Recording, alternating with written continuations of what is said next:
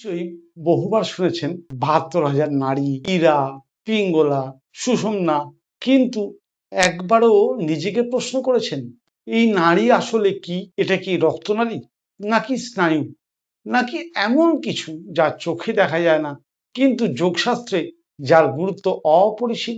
আজকের ভিডিও শেষে আপনি অন্তত একটা বিষয়ে নিশ্চিতভাবে বুঝবেন, নারী শব্দের অর্থ না বুঝে প্রাণায়াম শেখা মানে বইয়ের সূচিপত্র না পড়েই শেষ অধ্যায় খুলে বসা। শ্বাস থেকে চেতনার যাত্রার ১৭তম পর্বে আজ আমরা জানব নারী রহস্যের প্রথম পর্ব।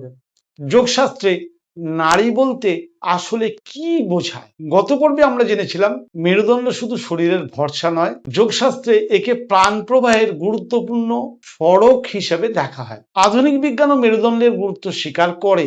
আজ সেই আলোচনার পরবর্তী ধাপে আমরা প্রবেশ করছি। প্রথমেই একটা ভুল ধারণা ভেঙে দিই। নারী শুনলেই অনেকেই ভাবেন এটা বুঝি রক্তনালী, আবার কেউ বলেন এটাই স্নায়ুতন্ত্র।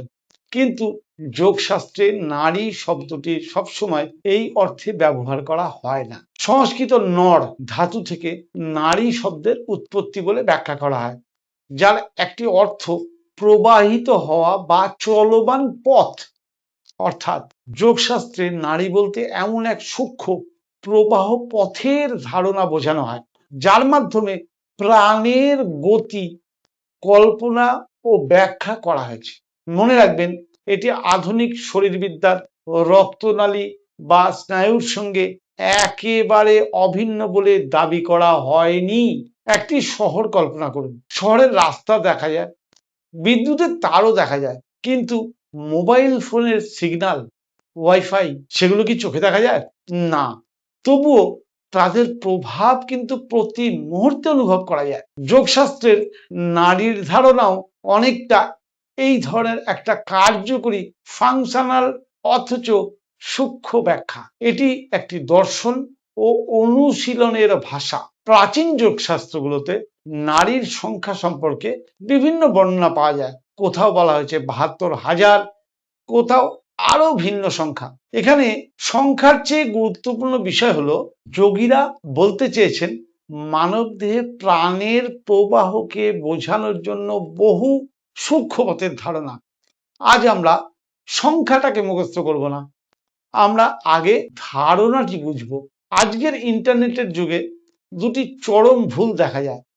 প্রথম ভুল, কেউ বলেন নারী মানে স্নায়ু। দ্বিতীয় ভুল, কেউ বলেন নারী মানে সম্পূর্ণ অলৌকিক কিছু ব্যাপার। প্রকৃতপক্ষে যোগশাস্ত্র তার নিজস্ব ভাষায় শরীর, শ্বাস ও চেতনার সম্পর্ককে ব্যাখ্যা করেছেন।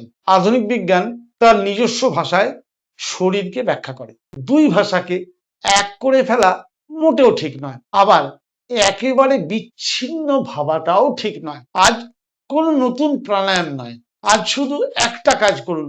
৫ মিনিট শান্ত হয়ে বসুন, চোখ বন্ধ করুন, নিজের শ্বাসকে অনুভব করুন। বাতাস নাক দিয়ে ঢুকছে আর নাক দিয়ে বেরোচ্ছে, শুধু এইটুকু অনুভব করুন।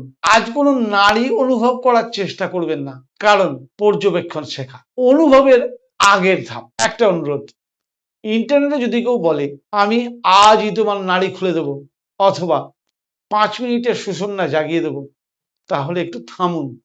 প্রকৃত যোগ ধৈর্যের শিক্ষা দেয়, শর্টকাটের নয়। যখন আমরা একটি নতুন ভাষা শিখি, প্রথমে শব্দ শিখি, তারপরে বাক্য শিখি, তারপরে তার সাহিত্য শিখি। আজ আমরা শুধু একটি শব্দ শিখলাম, নারী।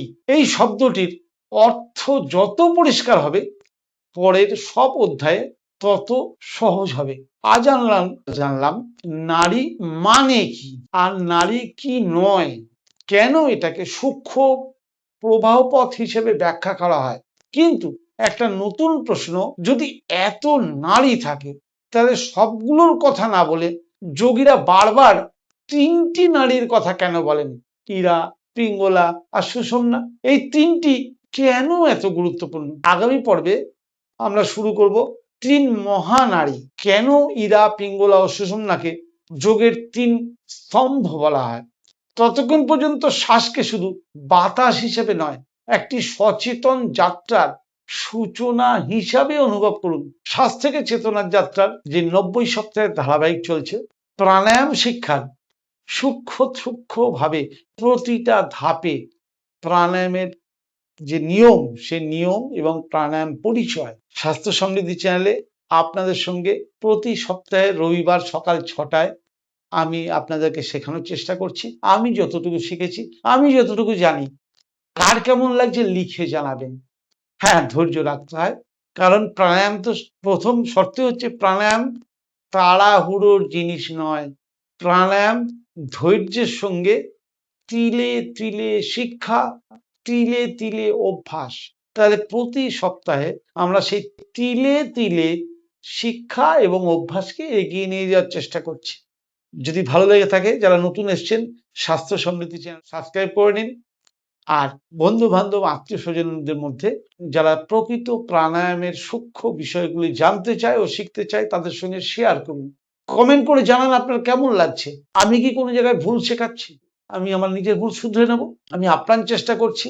আমার ধারণা, আমার চিন্তা ভাবনা অনুযায়ী প্রাণায়ামকে আপনাদের সঙ্গে সমানভাবে একসঙ্গে উভয় মিলে আমরা প্রাণায়াম শেখার চেষ্টা করছি।